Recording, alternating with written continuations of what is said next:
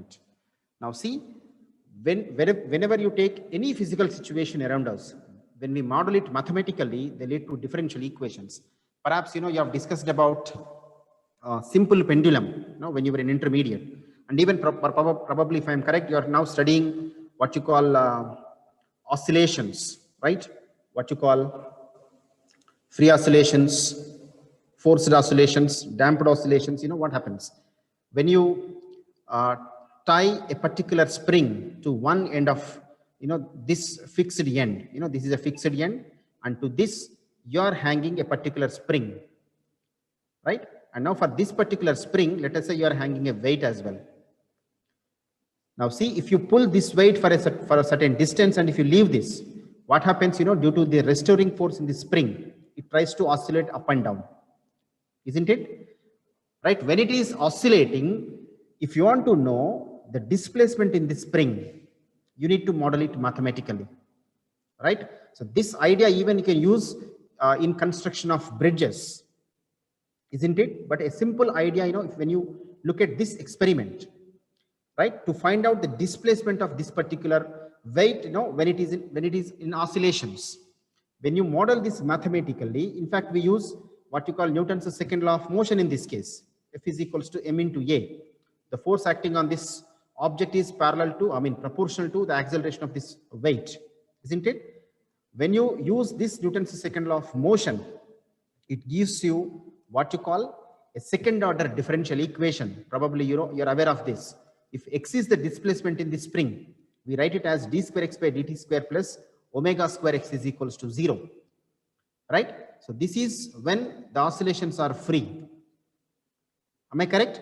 In fact, you get the same differential equation when you consider the oscillations of a pendulum, isn't it? When the pendulum is oscillating in this direction, at any instant of time, if you want to know the displacement of the pendulum, you can again model it in a very similar way.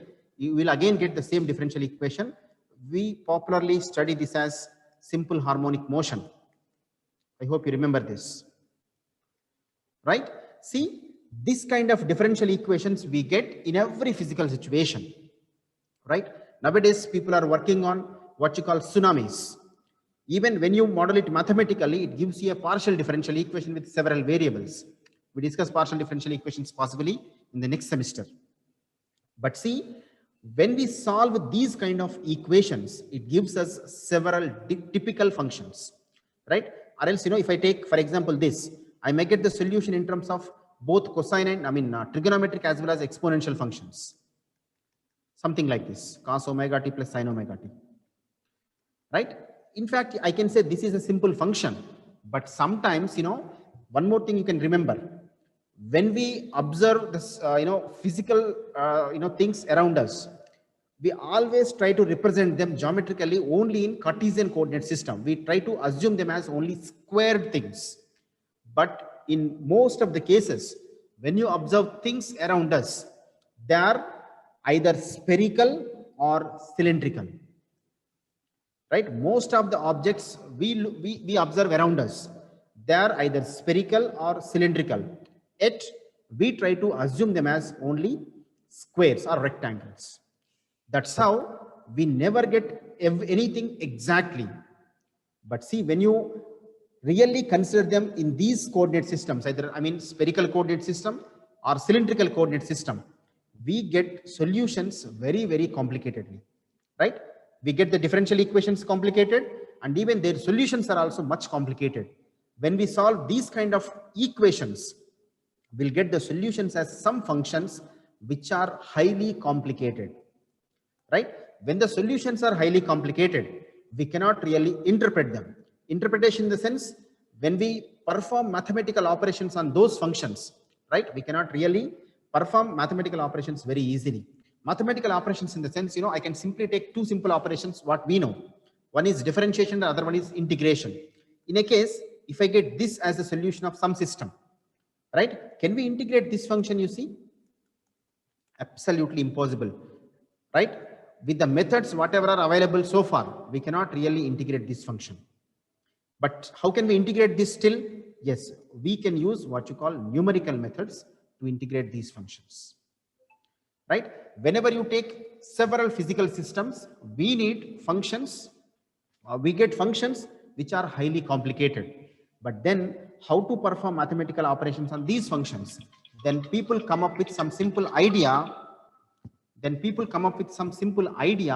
of representing these functions using algebraic expressions, because algebraic functions are the most simple functions which we can easily differentiate or integrate, or even we can perform any kind of mathematical operation on that. Since algebraic operations can be used very easily, we can perform any kind of operations on them very easily. People try to approximate this complicated functions. People try to approximate these complicated functions in terms of algebraic expressions. Exactly, Taylor's series expansion is of one that kind, right? When you have a very complicated function, we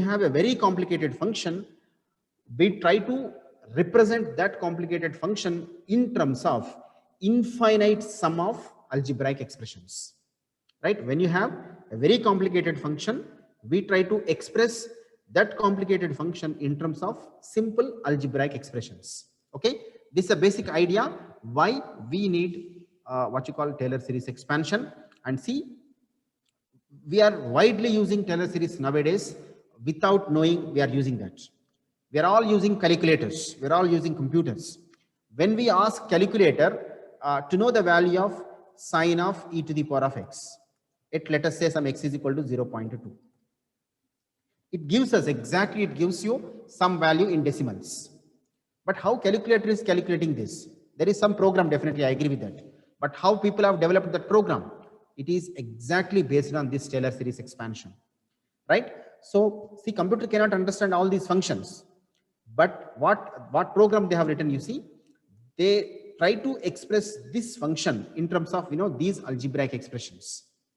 And then when you ask calculator about this function value, it converts immediately this function into all these algebraic expressions, and then it substitutes x is equal to 0.2 in that series, right? That's how calculator even gives us all these values, right? So this is all simple basic idea behind Taylor series expansion.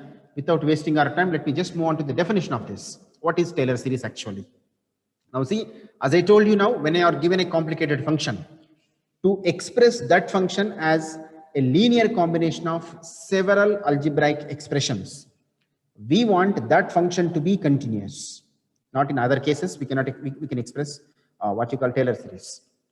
Now see, when you are given a function f of x, we want this to be continuous. Not only this, we want its first n-1 derivatives. We want all these derivatives to be continuous. What do you mean by n-1 derivatives? Understand it this way. You know what is f of x? You'll be given that.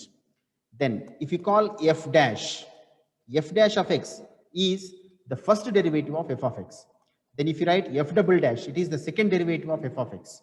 Then if you take f triple dash, this is the third derivative of f of x. Like this, if you differentiate it for n-1 times, we get n-1th derivative of f of x, right? We want all these functions to be continuous. Along with this, we want f(n)th derivative of x exists, right? What does this mean? F dash must exist, right? If you want to get nth derivative, before this, we must have n-1th derivative. When you have n-1th derivative, by differentiating the n-1th derivative, you get nth derivative. So if you want nth derivative to exist, you must have all these also to exist. We must have all these existing. So we must have all the derivatives, right? We want all these derivatives, as well as what you call, we want all these derivatives to exist, and even we want them to be continuous also, right? Exactly. To get Taylor series expansion of a function, the function should satisfy two conditions. First condition, along with f of x, the first n-1 derivatives must be continuous, right? You want all these to be exist, and as well as they must be continuous. Along with this condition, we want, in the second condition, we want nth derivative of f of x must also exist. It may not be continuous. In fact, sometimes If it exists, mostly it will be continuous also. But anyway, we are not considering much about it. Right? So in simple, if I merge these two conditions, in simple, I can say, whenever you are given a function f of x, it should be n times differentiable. What is that n? It may be 10, 20, 30, whatever it may be. But it should be differentiable for so many number of times. In simple, right? When you are given a function which is both continuous and it is differentiable for multiple times, then definitely you can express this function as a combination of what you call, algebraic expressions. And what are all these algebraic expressions? You see, look at this simple expression here. You are writing f of x as a combination of all these things. F of x is not an algebraic expression, remember. It is some other complicated function which you are not aware of. But still, we are just trying to express it this way. Now see, for my convenience, as I wrote earlier, I'm just taking this f of a. A is, I'll speak about a in a few seconds. Right? F of a is a constant because the variable is only x. You are calculating the function value at a. Right? Now see, if I take f of a as something like c1, look at this, x minus a is a function and f of a is a constant. So for my convenience, I'm writing it like this, c2 into x minus a. Then plus, if you look at this coefficient, f double dash of a divided by 2 factorial, I'm just writing it as something like c3 into x minus a whole square. Then in a similar way, if you look at the next term, I can write it as something like c4 into x minus a to the power of 3 and so on. Right? Now look at this combination. F of x, we are writing f of x as a linear combination of powers of x minus a. See, in the first term, you have x minus a power 0. In the second term, you have x minus a to the power of 1. In the next term, you have x minus a to the power of 2. Like this, you are increasing the powers of x minus a. Right? So what we call this representation, we call this kind of representation as a Taylor's series expansion of f of x about x is equals to a. Right? In fact, it may not be exactly a every time. Look at the function where it is defined. See, when the function is defined in between a comma b, you can write this kind of series expansion at every point in this interval. Not exactly at a. You may write this at b also, or at any intermediate point in between a and b. Since this interval has infinitely many points, you can express this f of x in powers of any x minus c in general. C is an interior point in this interval a comma b. It may be a or b also sometimes. Right? So like this, when you are given a complicated function, we try to express this function f of x in powers of x minus a. And this a is any point in between a and b. Right? For a choice, I took this as the first point, but it may be anything in between a and b. But how we choose that, that will be given in the question now. Wherever you want to know the function value, wherever you want to know the behavior of the function, exactly about that point, you write this series expansion. Right? If you want to interpret the given function at a particular point, let us say x is equal to pi by 2. Then about pi by 2, you try to represent the given function. What do you mean by, when you write this series expansion, what you are doing exactly? If I speak all these things graphically, let us say you are given some function f of x. Let us say the graph of actual function is this. Right? So this is the graph of f of x. And now, if you want to know the behavior of this function, let us say x is equals to some c here.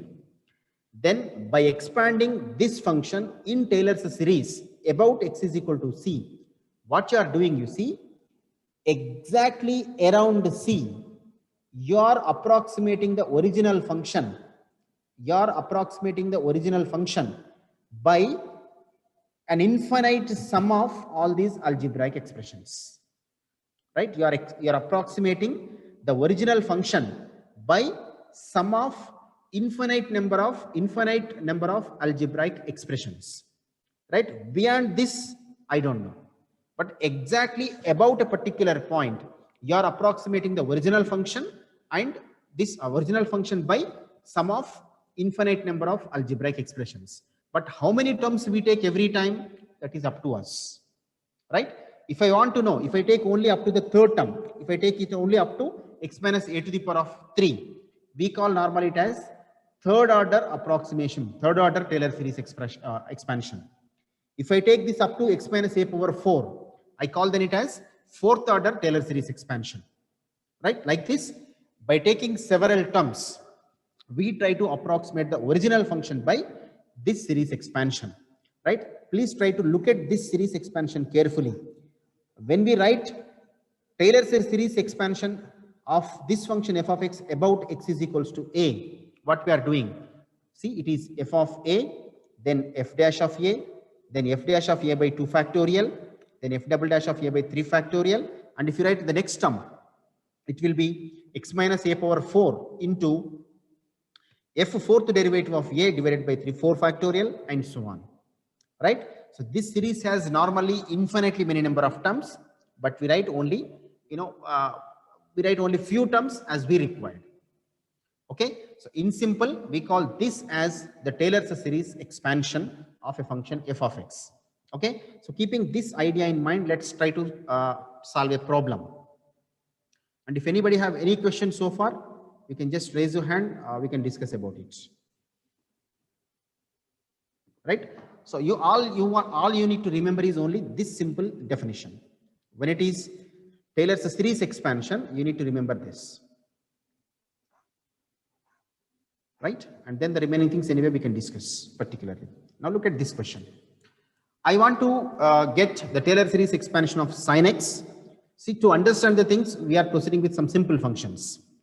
Now see, if you are given this function, I just want to calculate the Taylor series expansion of sin x about x is equals to pi by 4.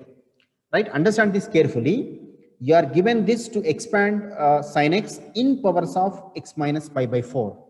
If you look at this question, see here we have powers of x minus a. Look at it, x minus a power 1, x minus a power 2, x minus a power 3, and so on. Right? If you call this as Taylor series expansion of f of x about x is equals to a, whether you call it by this name or even if you call it like Taylor's series expansion in powers of x minus a, right? In powers of x minus a, they are one and same. If you write it as in powers of x minus a or about x is equals to a, they are, both are same. Okay, so don't worry about this. Don't get confused even. Now, since if you look at this question, we are asked to express sin x in powers of x minus pi by 4. What does this mean? We want to write series expansion of sin x about x is equals to pi by 4. Okay. Now, keeping that in mind, I'm just taking the given function as f of x. So f of x is equals to sin x. I'm just writing the Taylor series expansion for my convenience. I just need to recall what you call the formula. Taylor's series expansion about x is equals to pi by 4 is how much it is, you see, f of x is equals to, I'm just writing it like this, f of pi by 4 plus x minus pi by 4 into f dash at pi by 4, then plus x minus pi by 4 whole square into f double dash of pi by 4 divided by 2 factorial plus x minus pi by 4 to the power of 3 into f triple dash at pi by 4 divided by 3 factorial, and so on. Let us take only 3 terms. Right? Then from C here,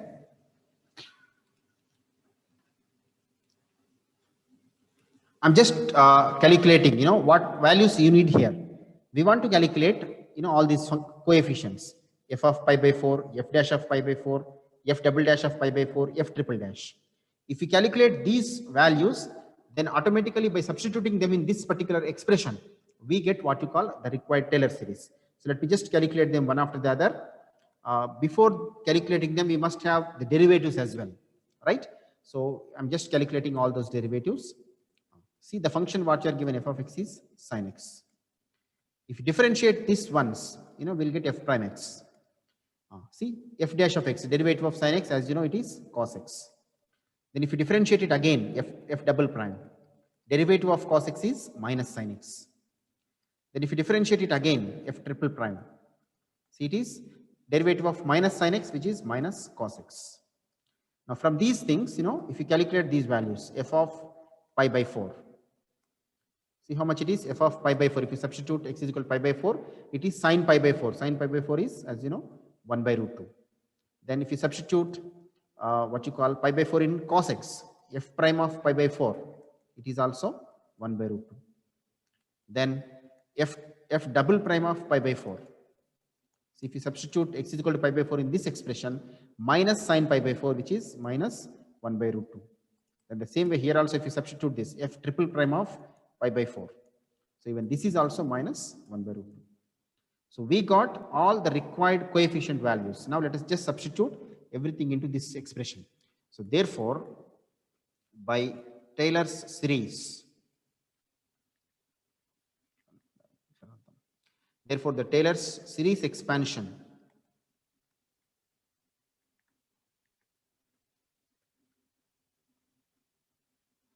is, see how much it is, sin x is equals to, because f of x is sin x, I'm writing it like this, sin x is equal to, see, f of pi by 4, how much you got it, you see, we got it as 1 by root 2 plus x minus pi by 4 times, see how much it is, f dash of pi by 4, how much you got it, you see, 1 by root 2 plus x minus pi by 4 whole square into, see how much you got, f double dash of pi by 4, see we got it as minus 1 by root 2. So it is minus 1 by root 2 divided by, you see, have a 2 factorial also. As you know, 2 factorial is 2 plus, I'm writing the next term here, x minus pi by 4 to the power of 3 into, how much you got, you see, f triple prime. It is also minus 1 by root 2 divided by, now this time you see have 3 factorial. 3 factorial means it is 6 plus and so on. Now see, if you look at this carefully, we have a 1 by root 2 in all the terms, isn't it? So you can take 1 by root 2 common from all the terms. So if you take 1 by root 2 common from this, in the first term, we'll get it as 1 plus, already we brought 1 by root 2 out of this. So we can write it as simply x minus pi by 4. Then see, here it is a minus. I'm writing minus first. Then see, already we brought this 1 by root 2 out of this. So the remaining is only 1 by 2. So it is 1 by 2 times x minus pi by 4 whole square. Then here also we have a minus. And already, we have written 1 by root 2 out of this. So the remaining is only 1 by 6 into x minus pi by 4 whole to the power of 3 and so on. So this representation, we call it as Taylor's series expansion of f of x. I mean, Taylor's series of sin x in powers of x minus pi by 4, or Taylor's series expansion of sin x about x is equal to pi by 4. Right? You can call it in either names, not an issue. So like this, we can simply express what you call Taylor's series, right? As as a linear combination of algebraic expressions. Okay. If anybody have any question, you're welcome. See, for the same function sin x, you can write the Taylor's series expansion about other points also. Here we did this for pi by 4. In a similar way, we can write the series expansion about x is equal to pi by 2. We can write series expansion about x is equal to pi because it is continuous at all these points, right? So it is a fundamental idea of expressing Taylor's series in simple. Okay. Then let's look at this point. Taylor's series expansion. Mclaren series expansion is a special case of what you call Taylor's series expansion.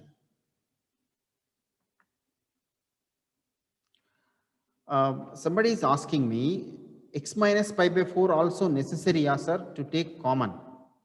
No. See, good question. Look at this, see, because we have x minus pi by 4 in all the terms, can we take this also common from all the terms? Definitely no. Because you are trying to express the actual function in powers of x minus pi by 4, isn't it? So you need to produce, you need to express that as a sum of different powers of x minus pi by 4. So you need to keep this as it is. You should not take x minus pi by 4 common from all these things. Okay, you should leave this. Right. Now, looking at this, Mclaren series expansion. See, we got Taylor's series expansion about x is equals to a. Right? How we have written Taylor series expansion?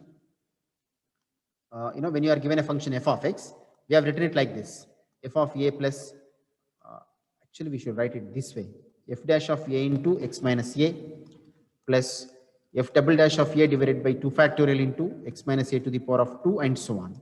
We can write as many terms as we want. See, this is what actually Taylor's series expansion about x is equals to a, or else in powers of x minus a.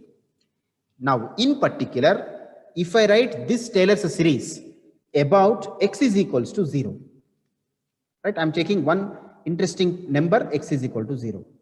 If we write this Taylor's series expansion about x is equal to 0, then the series, whatever you get, we call that as Mclaren's series expansion. That's how I'm saying Mclaren's series expansion is a special case of Taylor's series, because Taylor's series is a general one.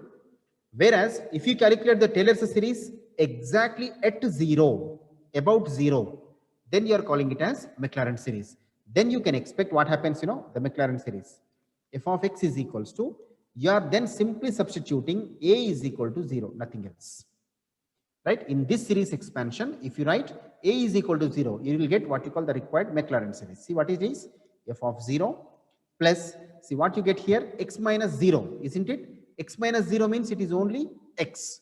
So I'm writing it as like this: x into f dash of 0 plus x minus 0 whole square. So it is only x square into f double dash of 0 by 2 factorial, plus if you write one more term, it is x cube into f triple dash of 0 divided by 3 factorial, and so on. Right? So this representation, we call this as Mclaren's series expansion, which is the special case of Taylor's series when you write it about x is equal to 0. Right? Perhaps you have you remember these expansions. When you write e power x, we try to write this e power x as something like 1 plus x square by 2 factorial plus x cube by 3 factorial, and so on. If you remember sin x, expansion of sin x in general, which you have studied in intermediate probably, something like x minus x cube by 3 factorial plus something like x power 5 by 5 factorial minus, and so on. I hope you remember these expressions. See, we got these expressions from Mclaren series expansion only. Right? We got all these combinations, all these series expansions, we got them from Mclaren series only. Right? In simple, you can remember it this way: Mclaren's series expansion is a special case of Taylor's series. Mclaren series is Taylor's series expansion of f of x about x is equal to 0. That's what you need to remember. Now, looking at keeping that in view, let's just try to solve this question. Now, let us try to prove this one: log of 1 plus e power x is equal to all this expression. I'm just taking this simple problem solution. Now see, because you're asked to represent this function, look at this combination. What type of powers you have there? Whether they are powers of x minus a or only x. Looking at this, you need to understand. When this combination has powers of x minus a, you should understand it as Taylor's series. And if it is only powers of x, then you can understand this is Mclaren series. Right? So there you are. And since you have only powers of x, not x minus a, that therefore you have expressed this function as a Mclaren series expansion. So keeping that in view, I'm just writing these things. Let the given function, let me take it as f of x. F of x is equals to log of 1 plus e power x. When this is f of x, we need to write, to get this expression on the right hand side, we need to write the what you call Mclaren series expansion. The Mclaren series expansion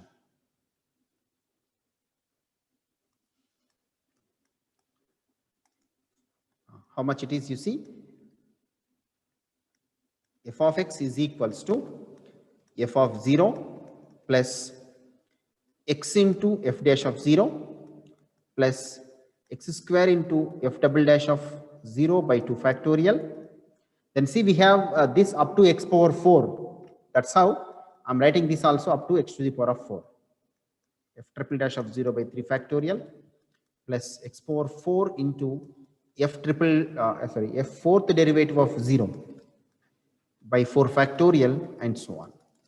So this is what we need to use now to get this expression on the right hand side. So I'm just continuing to calculate all these values one after the other.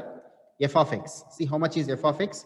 You are given it as log of 1 plus e power x.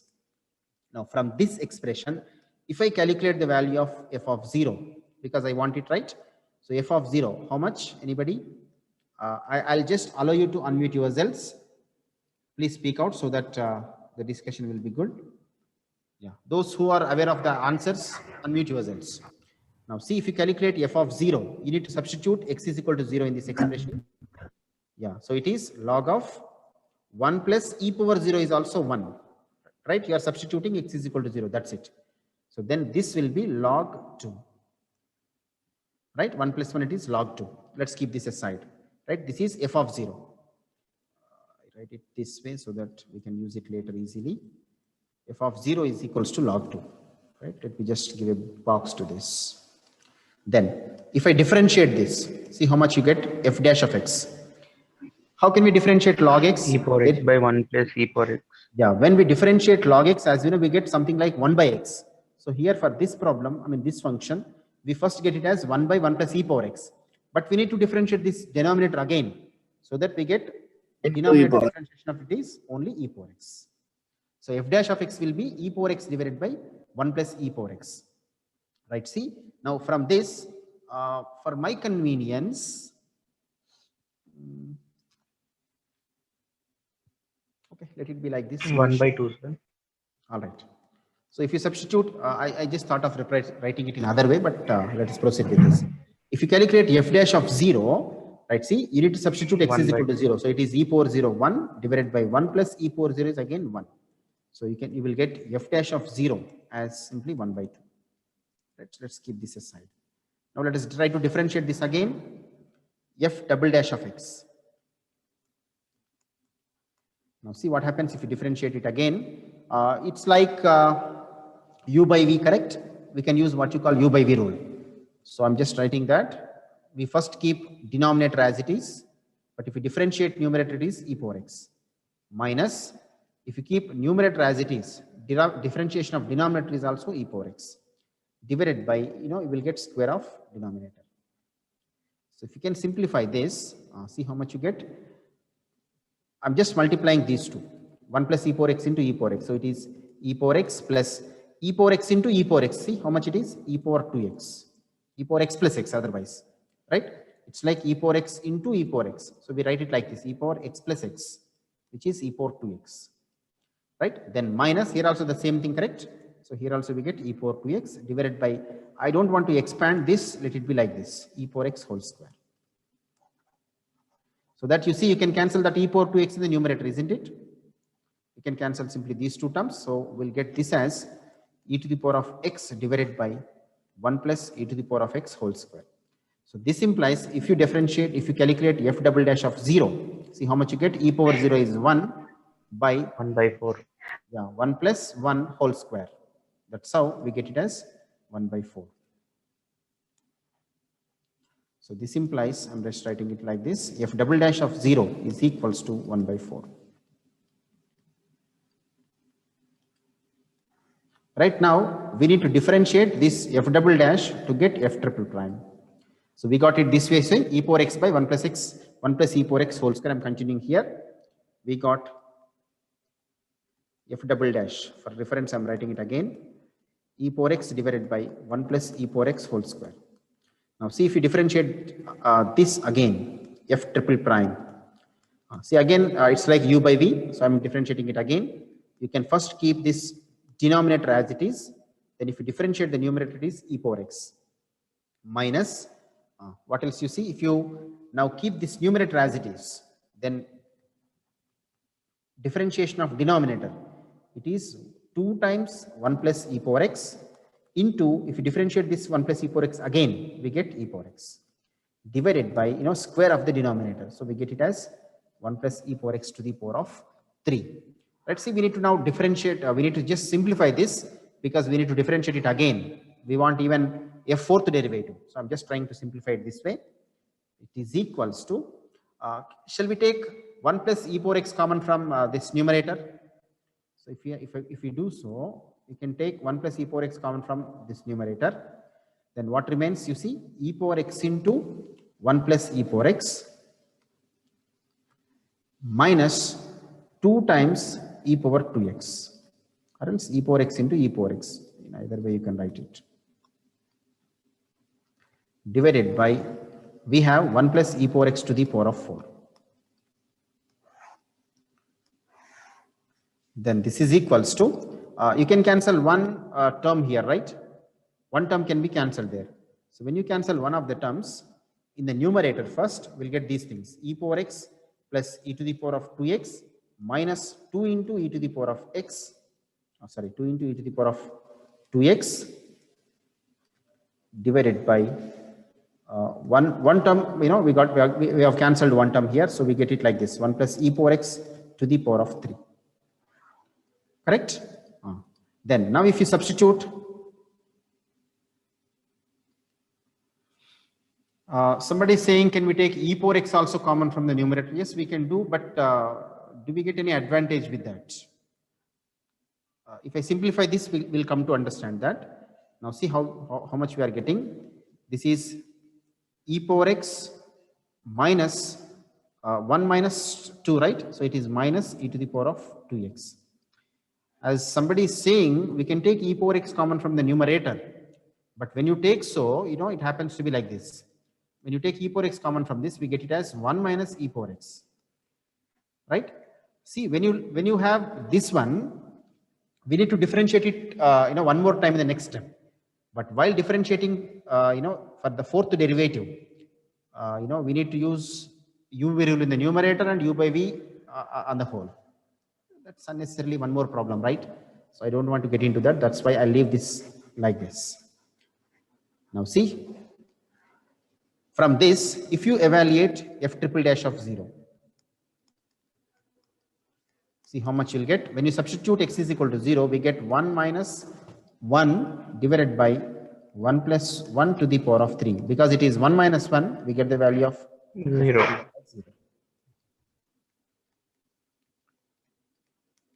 Right? Now we see we got even the third derivative also. Now we need to evaluate the fourth derivative. Right? So keep this in view. Let me write this in the next slide. See how much we got? F triple prime. It is e to the power of x minus e to the power of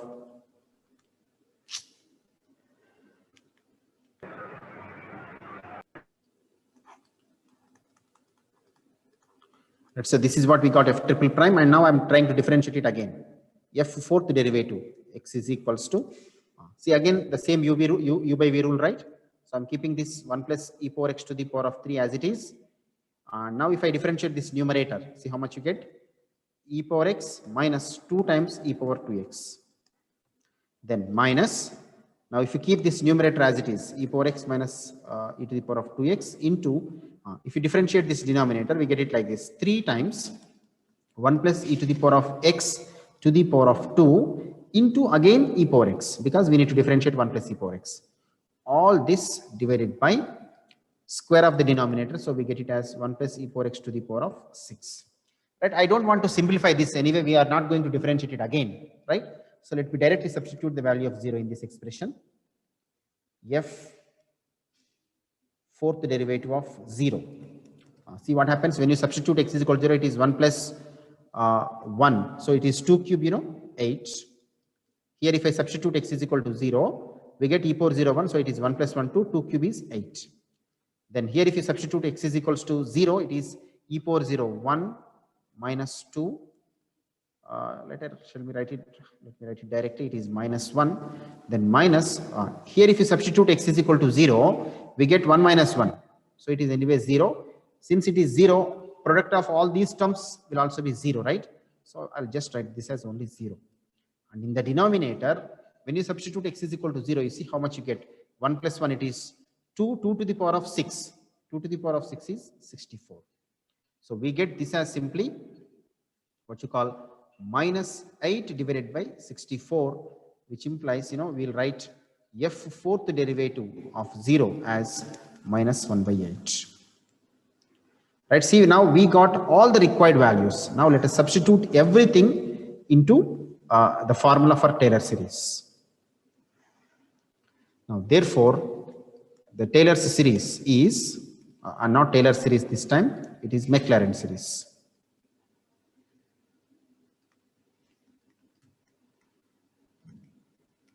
See how much the function what you were given is this, log of 1 plus e power x is equals to, see how much you got f of 0.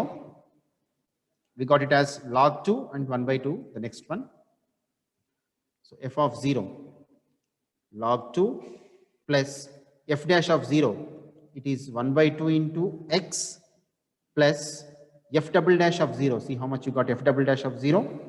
We got it as 1 by 4. So f double dash of 0, 1 by 4 divided by, there is a 2 factorial. 1 by 4, f double dash of 0 divided by 2 factorial will also be there, right? So it is 2 into x square plus f triple dash.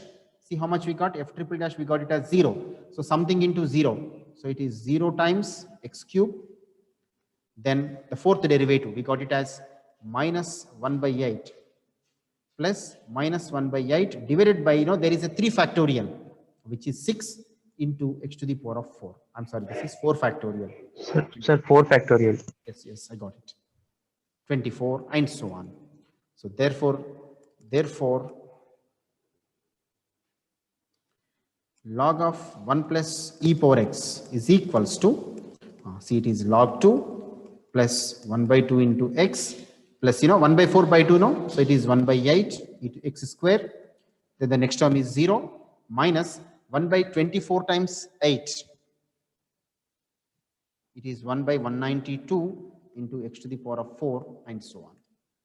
So this is the Taylor's Mclaren series expansion. In fact, this is what you're asked to prove here. Isn't it? In fact, there is next something else to prove here. But see, from this expression, we need to prove this one. Right? Look at this carefully. On the left hand side here, we have log of 1 plus e power x. And here, the left hand side of this expression. See, this expression.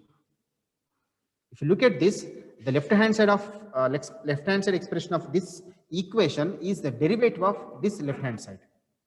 When we differentiate log of 1 plus e power x, we get e power x by e power x plus 1.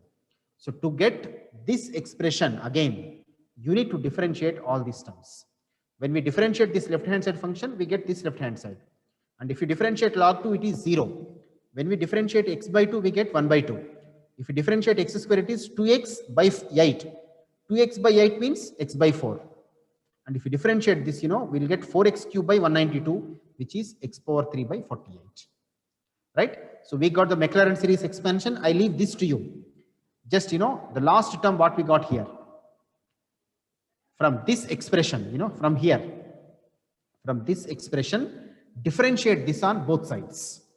When you differentiate that, you get the remaining part.